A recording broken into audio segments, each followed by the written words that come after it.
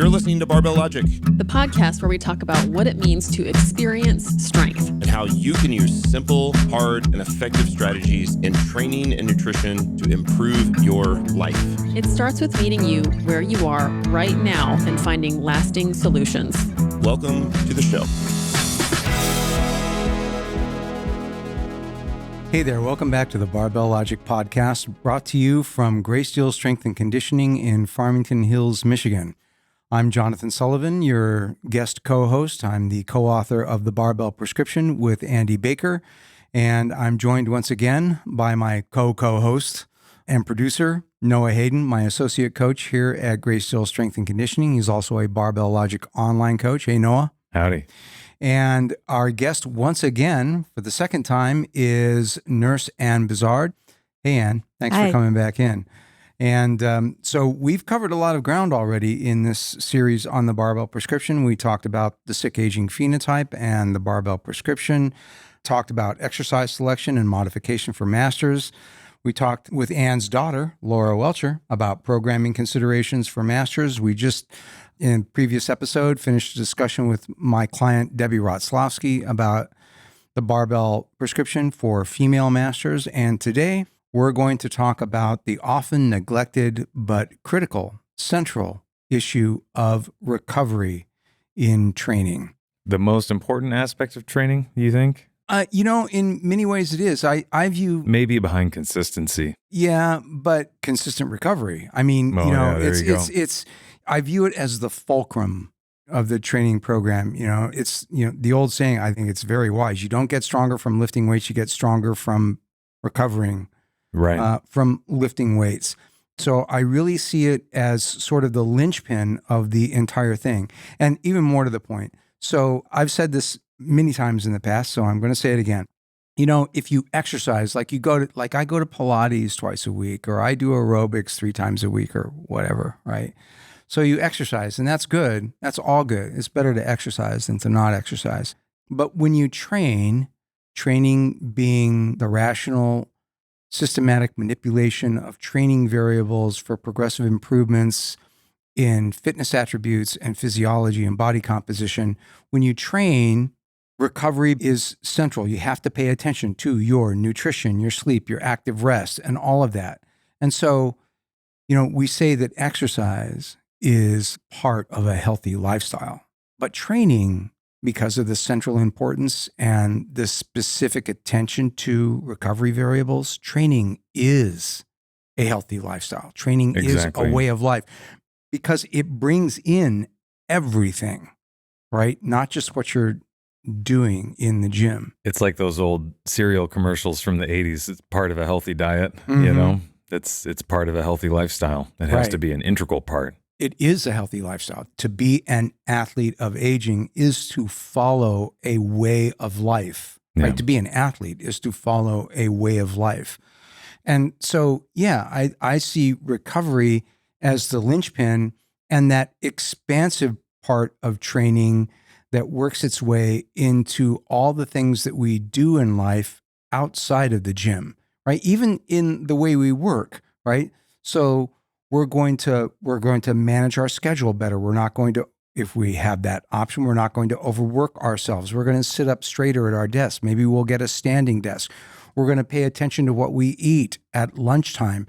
We're not going to get overly stressed about what happens to us on our job. We're going to increasingly learn to put things into perspective because that stress is going to interfere with our ability to adapt to the stress that we have to absorb here in the gym.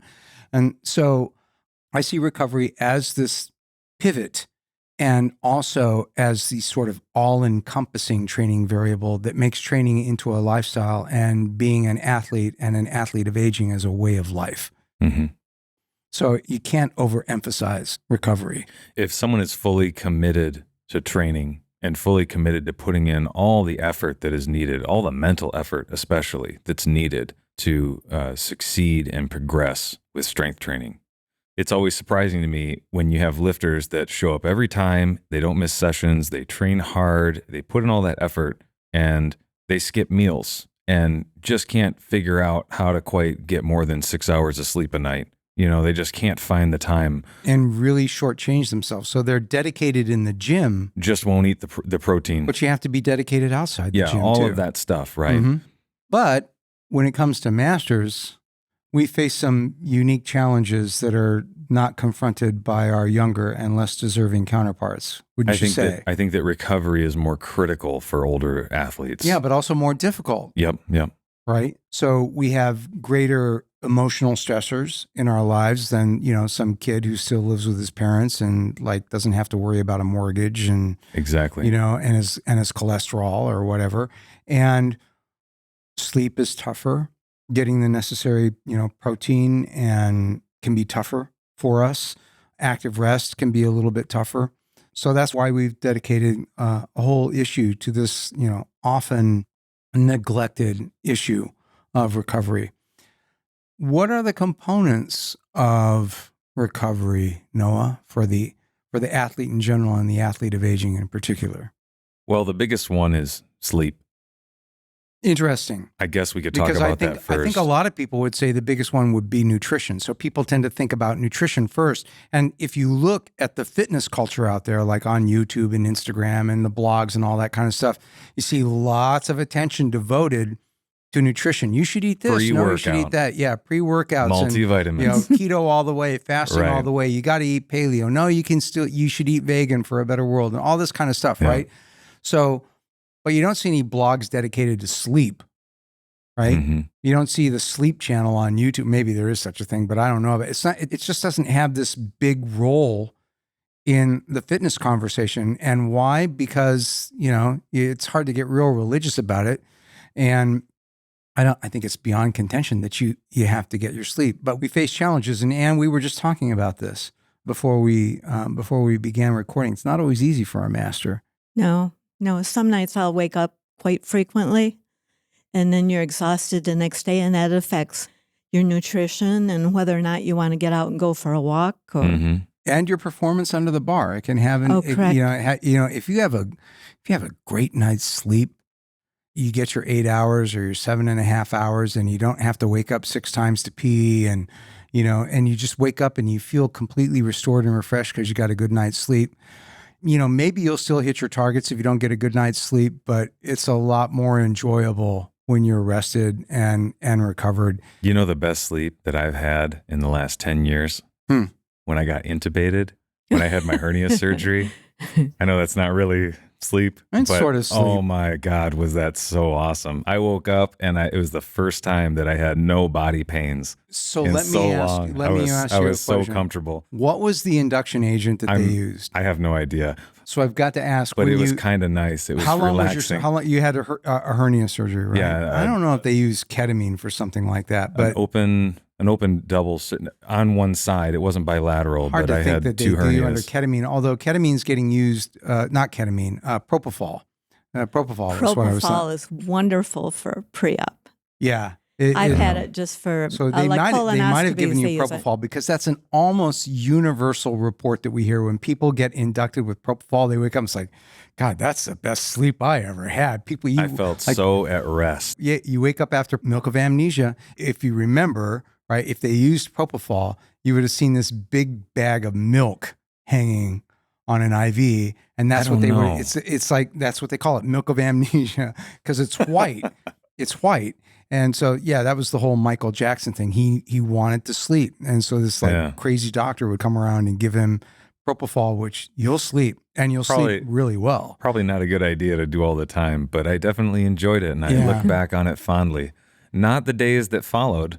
So when I tried to get out of bed, but so that I was suppose nice. at this juncture, it's incumbent upon us to say, no, we do not consider propofol to be a part of a rational program of training for masters. So not a good sleep agent. Not recommended. And in fact, we'll probably talk about sleep agents here pretty quick. So what kind of strategies do you use for sleep, if any, and to try and optimize your sleep? I try to keep a regular schedule. I'm usually critical in bed by 10. I usually wake up by 6 a.m., usually 6 a.m. That's 8 hours. That's my good time. And I might wake up once or twice. Sometimes I have a bad night where I'm awake more than I'm asleep. But I mean, That doesn't always happen. Mm-hmm. I don't take any agents. I try to cut off my coffee by 5, 6 o'clock. Smart.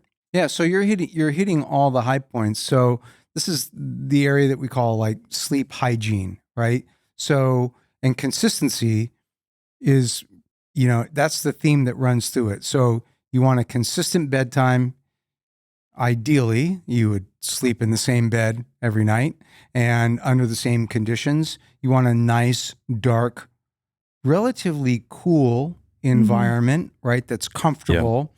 And so consistency in timing and space and the conditions in which you sleep.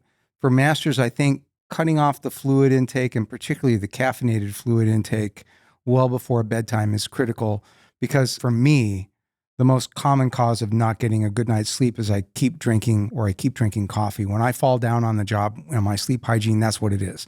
I drink too much coffee or I drink too much fluid too soon before bedtime. And, and if I have to get up like 4 or 5, 6 times a night to pee, then, I'm screwed, the next day. And that happens with enough frequency that I probably should be better about it.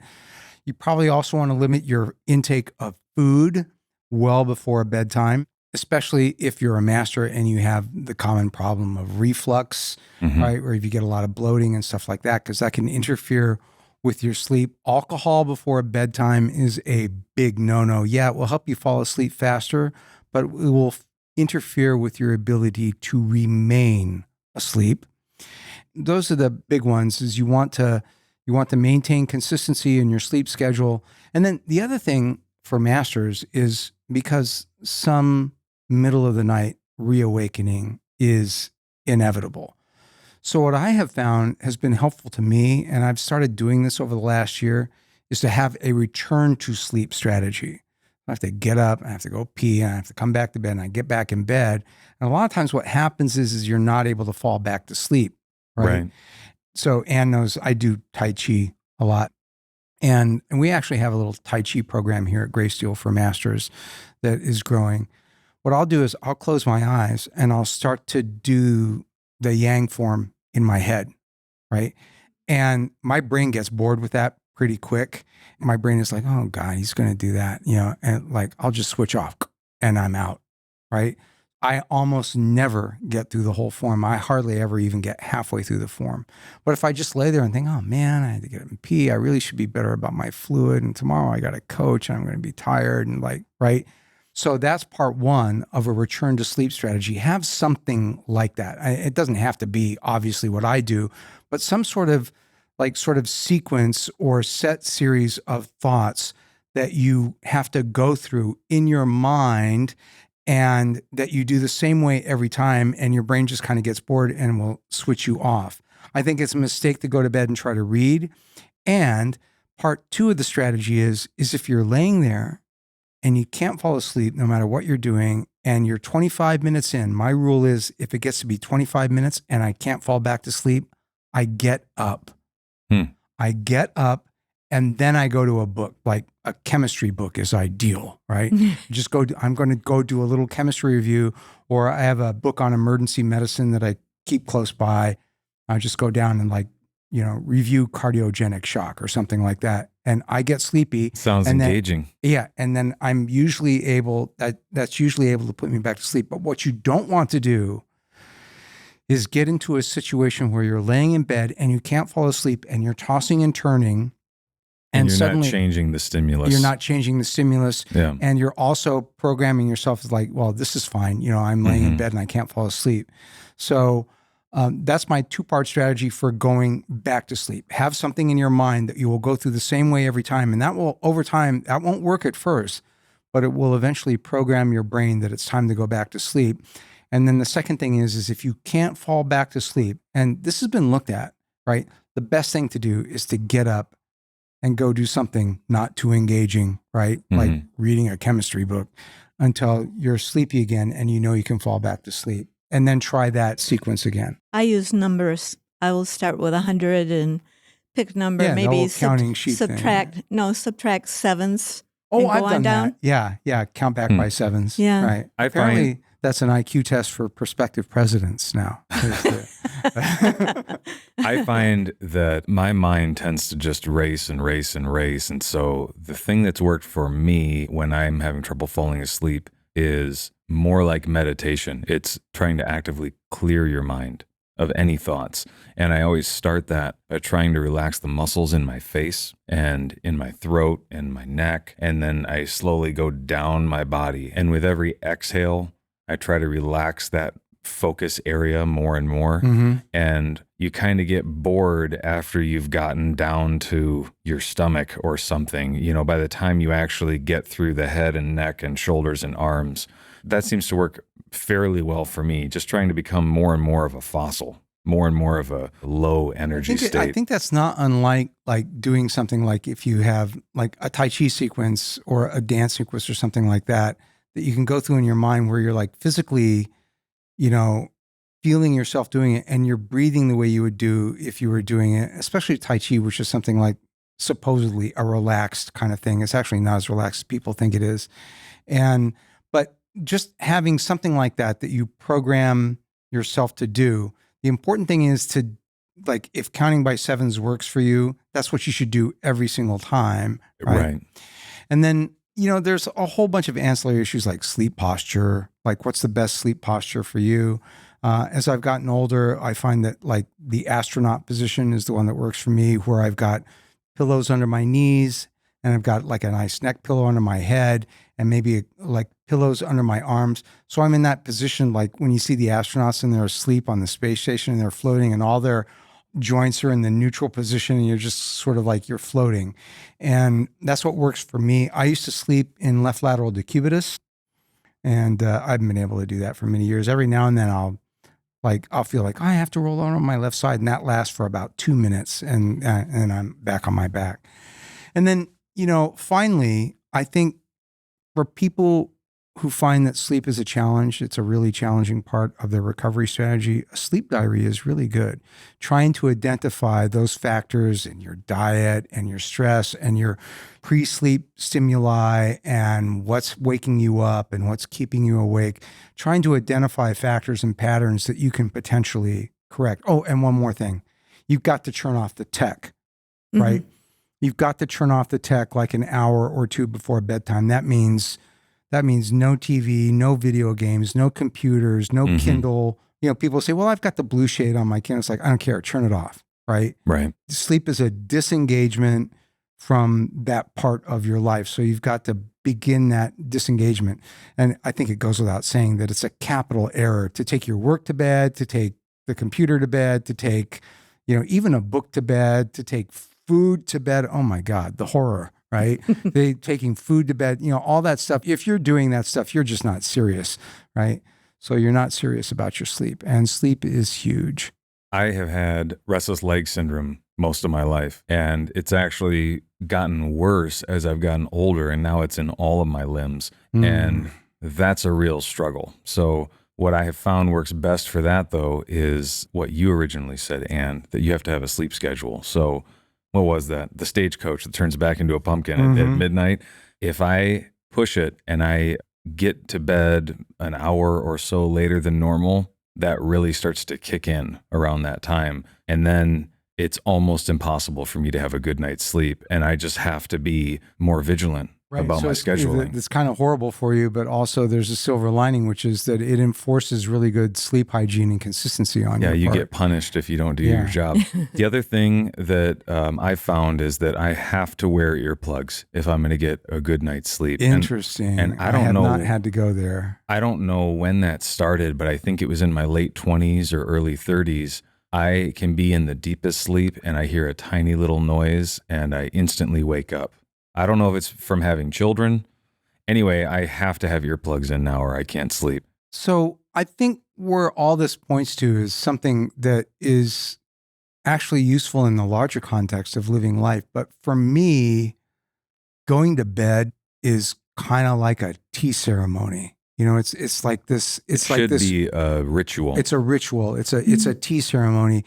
So I try to do the same sequence of events in the same order every single time and to do them all well and to be like present in that moment of like, now I'm getting ready for bed, right? Now I'm brushing my teeth and now I'm putting on like the hand lotion because if I go to bed, my hands are dry and itchy, I can't sleep. And, and just following that same sequence of events every time, like a chanoyu, like a tea ceremony of going to bed that just puts you there.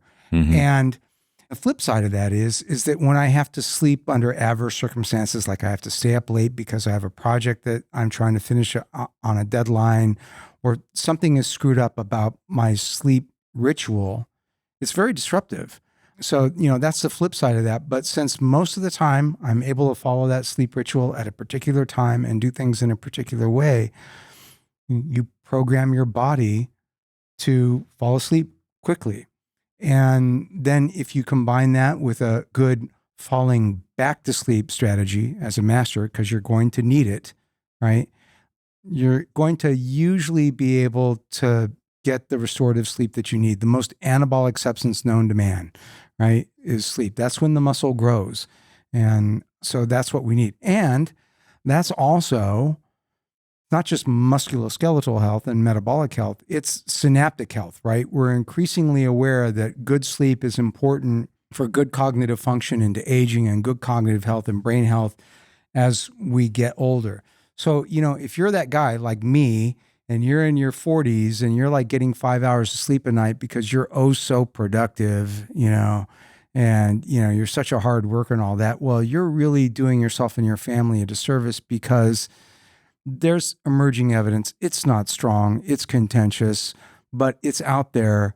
This issue of, you might be putting yourself at greater risk for cognitive decline in your later years.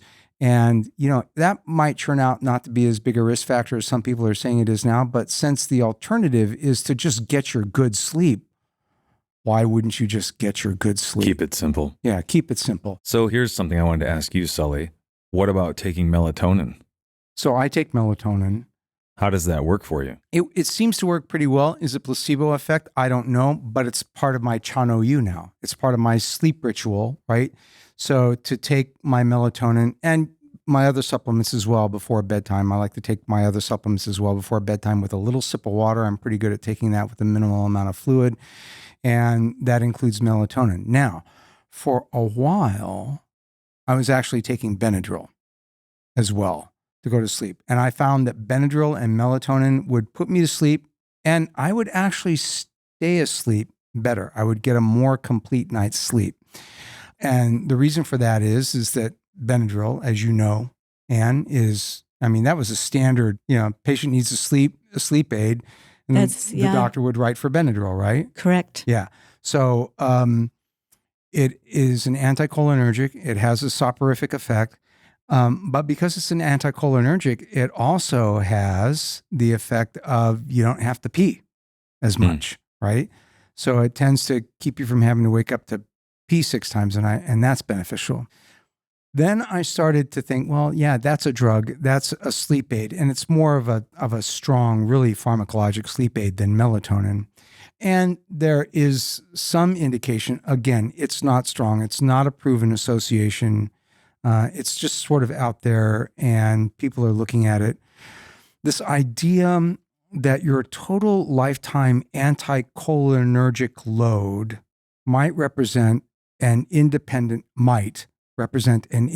risk factor for developing various forms of dementia and cognitive decline later on in life. Now, is there anything there? I don't know. But I find that I'm able to get pretty good sleep now without the benefit of Benadryl. 2 or 3 times a year, I'll take it in sort of desperation if I'm having a particularly bad night. But in terms of sleep aids, the only one I use is melatonin. Some people use valerian root. I think that's been a little bit debunked, though. The effect of valerian root is not that great. And in truth, the evidence for melatonin is not that strong either. I tried melatonin before. It worked really well the first night. I took it and went out like a light. It worked great. And then about 3 days in, it didn't do anything. Sounds like placebo effect. And a lot of people think the effect of melatonin is a little bit of a placebo. For me, it's just part of what I do. And if you think about it, that whole bedtime tea ceremony that I'm doing, the whole thing's a placebo, right? Right. The whole thing is a signal to It's a the signal. whole thing, right? Yeah. So let it be. But that does bring us to the issue of sleep aids. Do you ever have to, I don't want to be too personal, but do you ever have to use sleep aids? No, I have in the past tried Benadryl, but it has an opposite effect on me. Makes me very jittery and keeps me awake. It's known to have a paradoxical effect like that in a certain proportion of the population. Sometimes it sounds kind of silly, but I'll just have maybe 4 ounces of yogurt Mm. and eat that, especially if I wake up in the night and I can't get back to sleep Mm. because I don't have any It's other interesting. system I use. I don't know But what that's all I'll about. try some yogurt. I don't know, maybe I'm hungry because I do the intermittent fasting. Or maybe you're just giving yourself a little insulin boost, right? So, because the yogurt usually has sugar in it, right? Mm-hmm. I use the plain non-fat. Oh, well, then I don't know. Insulin is soporific, right? So when you eat a big dose of carbs and you get sleepy afterwards, that's why. Insulin is basically telling your body, okay, you're fed, go sit under a tree Right. and metabolize, right? Well, there would be some carbohydrate in it. Yeah, there would be. So maybe that's what's going on there. In terms of stronger sleep aids, things like Ambien and I don't know, Lunesta. Is Lunesta? Please don't take Ambien. Please It don't. wasn't even developed as a sleep aid. That's right. However, I will say I have had Ambien. Like I was hospitalized about 4 or 5 years ago, and For I an couldn't. Ambien related event? No, not. Oh, okay. I didn't know where this was going. What was I hospitalized for? Your disequilibrium? Yeah. It was for the disequilibrium, and I was getting worked up for a cerebellar stroke, and I had to have an MRI the next day. But I couldn't sleep, and I was on the 3T unit, the observation unit at Receiving Hospital, my old stomping grounds. And my friend and colleague Phil Lewoski said, "Here, take this Ambien. You'll sleep." And boy, did I ever! And it took no time at all, and I slept. But that is not something that needs to be part of your lifestyle, right? Yeah. Please, if you have trouble sleeping, the answer is not to go straight to a pharmacological sleeping adjunct. The answer is to go to your doctor, get a sleep study, because if you can't sleep and you've done all of this other stuff and you've maintained a sleep diary and you've eliminated fluids before bedtime and you're following a ceremony and you're doing everything right, and you still can't sleep and you find that you're tired the next day, there may be something else going on, right? Maybe you have sleep apnea. Maybe you have obstructive sleep apnea, or maybe there's something else going on. And you'll never get good sleep if And that's you'll not never get good addressed. sleep, and your underlying issue will remain undiagnosed, right? Right. If you just put a Band-Aid on it and just like nuke yourself into oblivion instead of finding out what's actually going on. So that's when it's time to go see your doctor and get a sleep study. So I think that's pretty much what we have to say about Sure. sleep. Do you have anything to add to that? Ann? Not that I can think of. Well, this does go into the next point very well, though, that I know that I always sleep a lot better if I'm pretty exhausted from a lot of activity that I've done that day. Either training or active rest. Right. So active rest. Active rest. Right. It's important that, we talk about, well, you have training days and you have recovery days. So you train 3 times a week. That doesn't mean that you sort of devolve into a state of torpor, like on the other, It's a 3 or rest 4 day. So yeah, it's a rest day. So I'm going to no moving. So no, exactly. Yeah. And I don't know how widespread that particular error is, but let's just correct it right now. That is not the answer. So you need to be engaged in some sort of physical activity every single day of your life, right? And that can mean going for a walk. It can mean doing yoga or Tai Chi, or maybe part of the reason that you're in strength training is that you have a sport or some other physical avocation that you enjoy. Maybe you're a martial artist. Maybe you like to play baseball or tennis or swim or something like that. Well, then you need to be doing that, right? But every day needs to have some sort of physical activity in it. That isn't training. It's an active lifestyle. It's exercise and an active lifestyle. That's the active rest component. So take your strength training on those days where, like, for example, the day after a heavy day on heavy, light, medium, and you go and you swim some laps, or you go and you go to martial arts class or something like that. You're still getting to recover because that's part of your baseline now. That's part of your baseline physical activity. You're not moving heavy sets of 5. You're not at the very end of the bioenergetic spectrum. The intensity isn't high. So you need to be doing that. That's your active rest. And Noah's absolutely right. That's going to help with your sleep. It's going to help burn off those extra calories. It's going to help you incorporate that protein into muscle. It's going to help keep those joints mobile and supple and alive and ready for action. So that is an absolutely critical component. And I know you do that, Ann. You're very active outside the gym. I am. I try to be. But when I get up in the morning, it doesn't matter what I've done the day before. If I have a workout day or it's just a routine day, or like this week when we've not had training, I'm very stiff. I'm very, very stiff when I get up. Join the club. And I usually just, after a hot shower, will get up and just, walk around the house, move, maybe practice some Tai Chi. And then every evening, I try to do a 2-mile walk that I have figured out, a loop in the area. I adopted a dog recently, and it's the best thing that I ever did. I can imagine. For active walking. rest. Yeah. Because now I feel bad, and she's mad at me if we don't go for a walk twice a day, which turns out to be about 4 miles a day that we have to walk. And if I didn't have her, I would just keep working on my laptop or reading a book or whatever. And she's a total pain in the ass sometimes, but but it's great, right? It gives some structure to your life.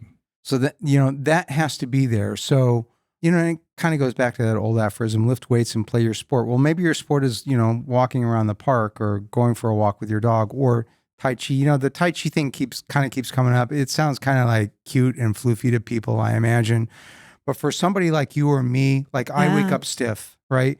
And that early morning, just doing that quick 10 form that I'm teaching you guys, it's not even the short form. It's just a really, really short 10 form. It takes what? The whole form takes maybe 2 minutes to perform. And then you add that to a little bit of stretching and, maybe some squats and some ankle rolls and stretching your shoulders out. The whole thing takes 5 minutes. And all of a sudden, it opens everything up. But you have to have something like that. You have to have the active rest. So there has to be something beyond training. You have to bring your strength to something, right? You have to use it. So find something like that. And as long as it doesn't interfere with your training, you're good to go. And what's next, Noah? Well, the biggest thing besides the elephant sleep in the room is nutrition. Yeah. Nutrition. Some of you are probably what we call our POGs, the patrons of Greysteel, people who send us, as little as $1 a month on Patreon. We have a private Facebook community called Patrons of Greysteel. And we have a POG vlog where, Noah and I, mostly Noah, make videos for our patrons. And you recently made an excellent sort of summation of nutrition. Maybe you'll go over that for our Barbell Logic listeners. You think so? Yeah, just like quickly, No, I mean, you thought the video was good. Oh yeah. Are you kidding? No. Was it outstanding? Am I right? Yeah, your videos are Your thank you. videos are all good. Yeah, they're very good. Everyone's talked about nutrition so much. The biggest thing that I will say is your body's composition is the result of your lifestyle's composition. I think that's the main thing that people need to remember. And that can be a uncomfortable mirror to look in. Oh yeah. Your lifestyle composition is what you do, obviously, and the materials you put in your mouth. And I know that's a weird name for food, but I've started referring to it this way because otherwise people fall back on It's food. Man's gotta eat. Yeah. contextual, unhelpful terminology like health food and junk food, Right. which all have negative connotations.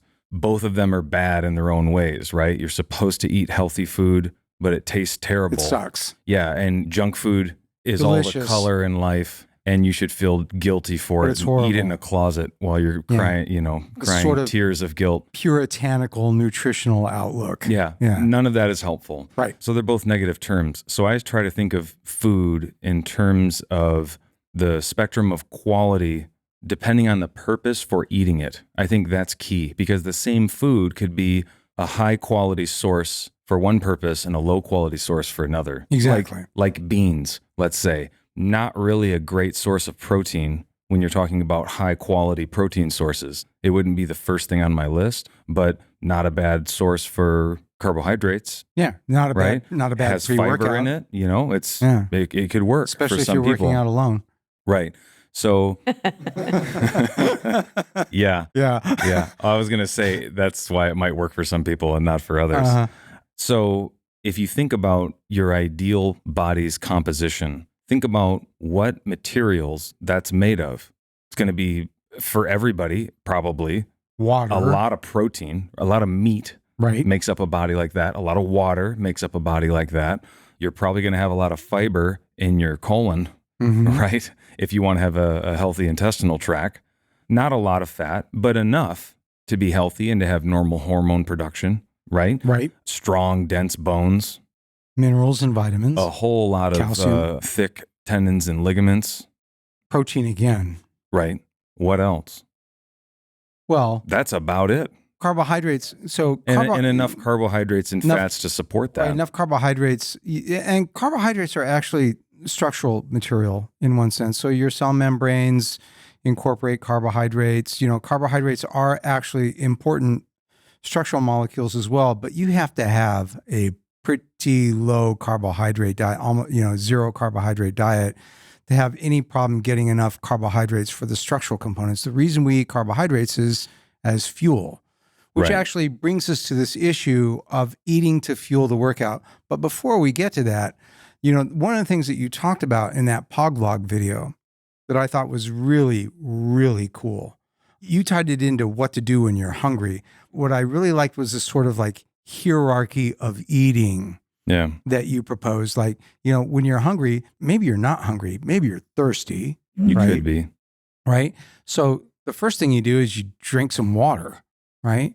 And then if you're still hungry, the way you presented was like your go-to is protein, right? Right. Not carbs, not fat, right? But protein, and a relatively pure protein like, chicken breast, Yeah. sliced turkey. As low fat as you can afford, essentially. And then you're going to work your way down this Right. The This- next thing that you should eat is fiber. fibrous carbs, not starchy carbs. And I would say fiber should mean to you green leafy vegetables, Exactly. right? Not an apple, not all the other options for vegetables, which are really starchy tubers like potatoes and yams and everything else. Green leafy or vegetables. fiber encased sugar juice. Right. Right. Right. Which is not bad, but it shouldn't be your next choice on Right. that hierarchy. And if you get through all of that, eat some carbs and some fats. Mm-hmm. And most likely by the time you get there, you will eat the correct amount of those foods and be satisfied, instead of starting with potato chips or cookies or fast food or whatever else Which people never, eat. ever fill the hole, right? Right. Until you actually get sick, right? You Right. can eat that And stuff you're until still hungry. and you're still hungry. Yep. Horrible. So, It's a dysfunctional list of priorities, with food like that. So Anyway. that brings us to the issue of fueling workouts and the pre-workout. And again, there's a lot of quasi-religious positions on this, a lot of fanaticism about it. But I really think it's very, very simple.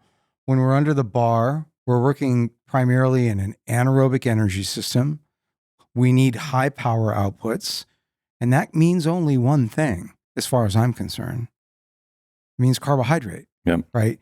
The power signature for carbohydrate metabolism far outstrips the power signature for fat metabolism. Now, if you're an aerobic athlete, you're a total expert at oxidizing triglyceride. But if you are training under the bar, you're training with the prowler, or even if you're doing something high power like judo, right, or martial arts, and you try to do that without carbohydrates, you're simply not going to have the performance that you need. So for me, the pre-workout is carbohydrate and a little bit of high quality protein to provide, alanine and those carbon skeletons that will help support the anaerobic training. Now, what do you do for pre-workout, Ann? Usually oatmeal and yogurt. Yeah, I'm totally behind that. Oatmeal is my go-to. Steel cut oats because they tend to leak the glucose a little bit slower, and a scoop of whey, and then a little bit of granola because crunch and yum, not because they're really needed. And Noah, what do you do? I eat 2 bagels and a little bit of protein, but not much. Simple. And that's about 100 grams or more of carbs, but that's about all the carbs I eat for the whole day. And I do that on purpose. I cram it all in an hour, hour and a half before I work out. I guess about an hour, And then I don't eat it the rest of the day because I don't really need it the rest of the day. I'm And that fine. brings us to this issue of bracketing. So you're going to have a certain, you know, unless you're one of these ultra low carb people, right? And if you are, you're probably not training here, right? But that brings us to this idea of bracketing. You have a certain carbohydrate budget in your macronutrient allocation, and you're gonna tend to consume most of that starchy carbohydrate around workouts, right? Around physical activity. Now, there is, you know, a lot of talk about the ketogenic diet, which is an ultra low carbohydrate diet that forces us into the production of ketone bodies as part of fat oxidation. Ketogenic diet has its utility, and people clearly lose weight on it. They become more insulin sensitive on it. And a lot of people don't know this. It also has a pretty significant anticonvulsant effect. In fact, that's where its initial medical use began, was as an anticonvulsant nutritional strategy to prevent people who had intractable seizures from having seizures. But as a nutritional strategy for high-powered strength training, I think it's a loser. And, you know, people say, well, you know, you'll become fat adapted and you'll move your crossover point to the right. And that's true. But no matter how far over your crossover point is the point in which you start preferentially, you know, you increase your power output to the point where you have to preferentially burn carbohydrate instead of fat. If you push that to the right, then you're able to do more and more high power work with fat oxidation than before. But no matter how far you push that crossover point to the right, you'll never get the same power output from fat oxidation that you will from carbohydrate metabolism. That will never, ever happen. It's just biochemistry. So I actually don't allow my athletes to do the ketogenic diet and do heavy training. I have allowed athletes to, you know, say, well, I really want to do the ketogenic diet. I really want to lose this weight. And they're really committed to it. I'll let them do it, but I won't let them do it under full loading. Like, I just won't put the full load on their bar. And what you see when people do that is they tap out pretty quick, right? So A little difficult. Pretty quickly, they'll go back to carbohydrates before they train.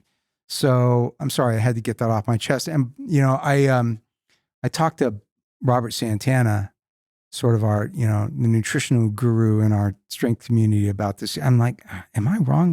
Have you changed your mind about this? Am I wrong about it? But he's like, no, it's crazy. You know, high powered strength training means carbohydrates. So, you know, just get used to it. It doesn't mean that you have to, you know, eat donuts all the time, but Sure. you know, we're still going to be moderate about it. So that's part of the nutrition. You have anything to add to nutrition aside from, you know, you got to get your protein, you need a little bit of fat, enough for, you know, for hormone health and fat soluble vitamins. And I don't really want to go down the rabbit hole of supplements, but I guess I'll just briefly say, sure, I take creatine, and I think that's all that's really necessary. And creatine is meat. It's a meat component, sure. right? That's all it is. And you just give yourself a little bit of an edge with a little bit more. And, Right. you know, and we know that it's safe. It probably helps a little bit on the margins for most people. I feel like it does. It's not transformative, but, you know, it helps you get that extra 1 or 2 reps, you know, in a volume workout. It extends your capacity in the anaerobic energy system just a little bit. And so I take it too. You take creatine? I do not. Yeah. I did once, but maybe Didn't feel like it made a difference. no. Yeah. It doesn't for everybody. Maybe it did, and I didn't know it.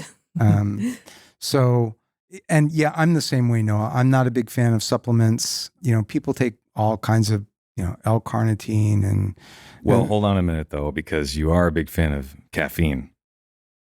Caffeine's not a supplement. I know, but I'm saying it's It's a another. macronutrient. Okay, there you go. I knew we were going somewhere.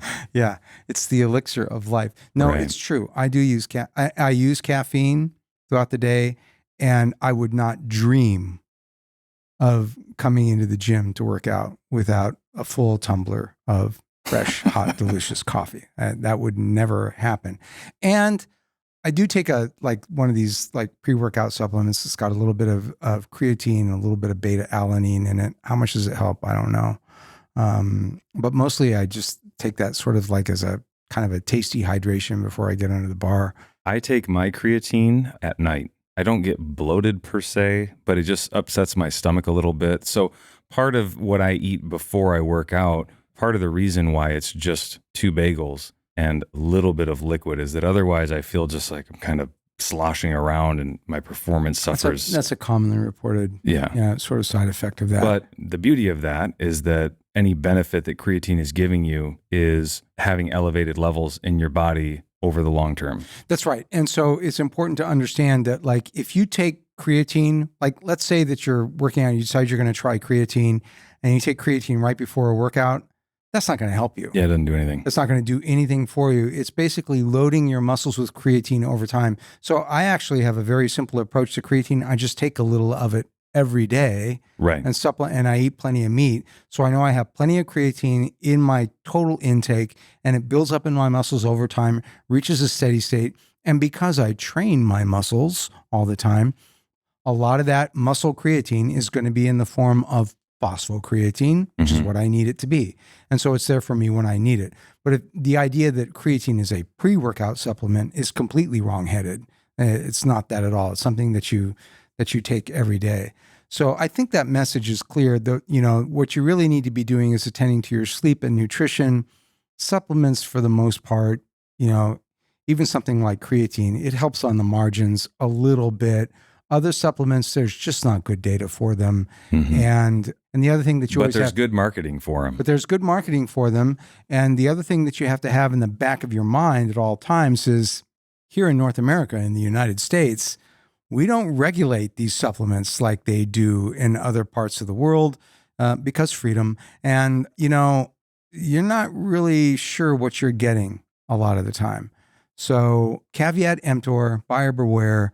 And, most of these things are not going to help you. You do far better just making sure that you get your sleep, your nutrition, and other stuff like that. So that covers a pretty broad range of recovery factors. What else? Do we have anything else on our list here? Anne? It may not be on your list, but I think with females, we have a lot more trouble getting adequate protein in our diet. Right. And we promised you we would talk about that a little bit. So, and not just females, a lot of people report they have enough trouble getting, their target amount of protein. So tell us a little bit about the challenges that you face there. In order to get enough protein, I have to have whey shakes. Yeah. I do as well. So it's not just a master's problem. No. It's difficult to get enough protein. It can be. And I hate to call it a supplement because a whey shake is a meal. It's food, right? Yeah. It's basically a milk product. And we shouldn't call it a whey shake. We should call it a protein shake because whey is not the only protein supplement. Nowadays, there's a lot of options. Yeah, you can get casein and albumin and those kinds of things as well. I take about 4 ounces of yogurt, plain yogurt, put it in a shaker. I put a scoop and a half of whey on top of that, put in some fresh frozen berries. Well, they aren't fresh if they're frozen, I guess. But frozen berries to give it some thickness. Fill it up to the line with milk and put it on my Ninja mixer. And your Ninja mixer? 51 grams of protein. Which is a pretty good slug of protein. Yeah. And that probably gets you a long way. I always have it when I get home from a workout and one time during the day. That's my strategy as well. And some people have called that into question. This, the idea that I got in my early days of lifting was like you have carbohydrates before and you have protein after. You fuel the workout and then you provide your body with the building blocks it needs to adapt to the workout. That's been called into question by recent research. I don't care. I do it anyway. It seems to work for me and for my clients. You should probably be eating protein regularly through the day. Sure, and absolutely. After you finish working out is a great time to have a meal that has protein. Have protein. Yeah, you really can't go wrong. Yeah, right. I have to get the protein in some place. The other thing that comes up, and every now and then somebody will come on like, well, yeah, it's been shown that like 1 gram per pound of body weight for protein is too much, and you're not going to use all of that. Well, first of all, I've seen that literature. I'm not sure that I buy into it. I have some methodological problems with it. They didn't look at what happened to muscle protein accretion over the long term. And then the other thing is there's also the practical considerations. So any protein target can be a little bit difficult to hit. I find that if I tell people to aim for 1 gram per pound of body weight per day, sometimes they'll hit it, often they won't. And so I like for my athletes to aim high when it comes to their protein macronutrient target. Right. And then I find that, they're going to do better. Also, masters have an anabolic resistance. They have a harder time turning on protein synthesis. And one of the best ways to do that is with more protein. Mm-hmm. So I don't make any apologies for having my masters aim high when it comes to protein. So I'm sticking with the 1 gram per pound of body weight per day in my practice. So recovery, it's essential. Learn it, love it, live it. Mm-hmm. What else have we got? I think we pretty much hit the high points there. Yep. Ann, anything to add? No, I think we covered it. Thank you so much for joining us for this episode and the previous one I on this enjoyed series. Yeah. And that all being said, this is Jonathon Sullivan with Barbell Logic, coming to you from Greysteel Strength and Conditioning with our Barbell Prescription series of Barbell Logic podcasts. Noah, thanks once again. My pleasure. We'll talk to you all next time. Bye for now.